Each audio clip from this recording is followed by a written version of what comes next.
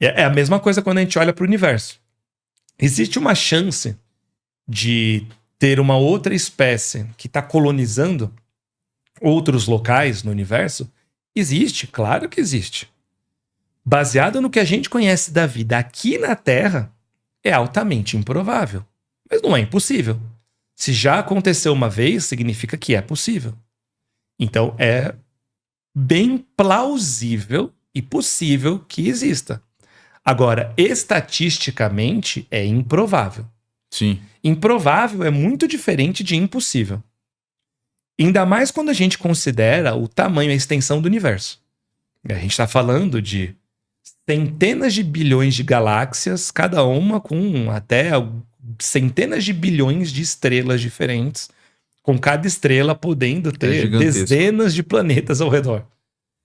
Então, mesmo quando você limita só os planetas que têm uma área habitável com água, que é a vida com que a gente conhece aqui, ainda assim tem trilhões de possibilidades.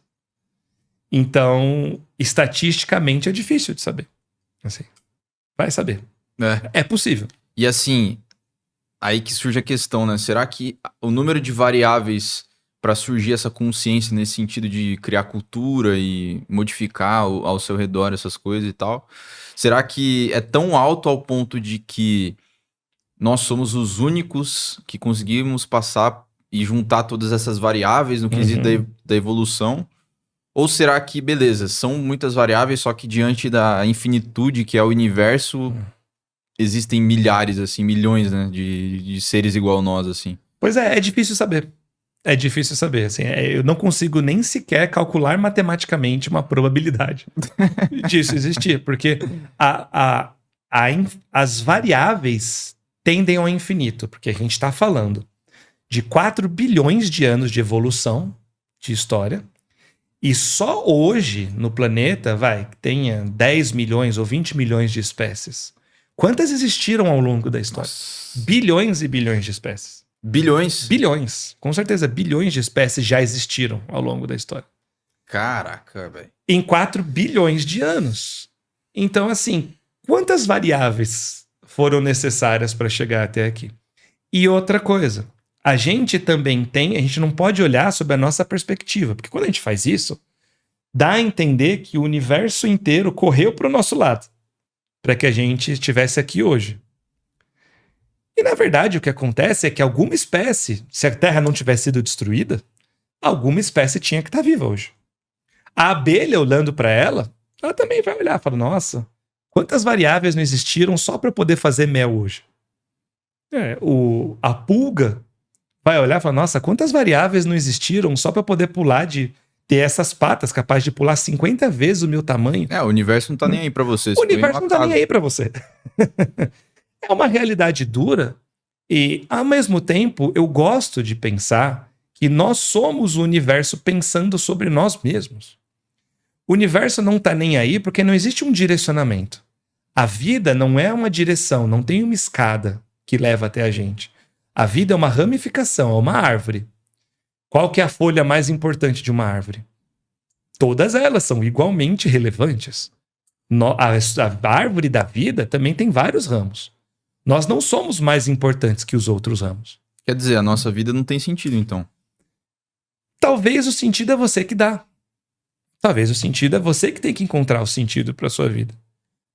A vida talvez tenha um sentido programado, e a gente está indo mais para uma área de filosofia. Talvez não tenha um pré-sentido, que assim, eu nasço com esse objetivo.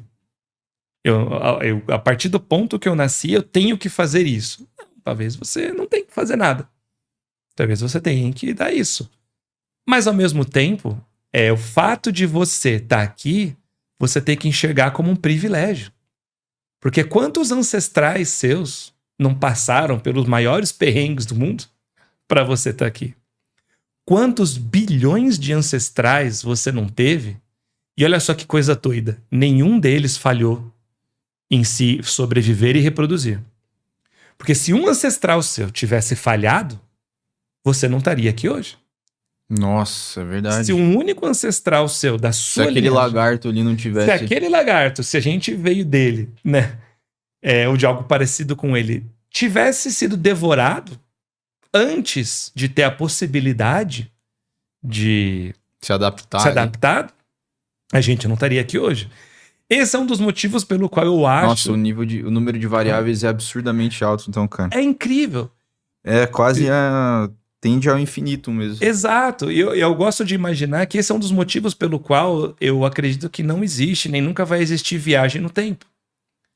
Porque se você pega uma viagem no tempo, e digamos, Pro passado, no pro caso. passado, e alguém mata esse lagarto, muda tudo. Tem até o paradoxo lá, né?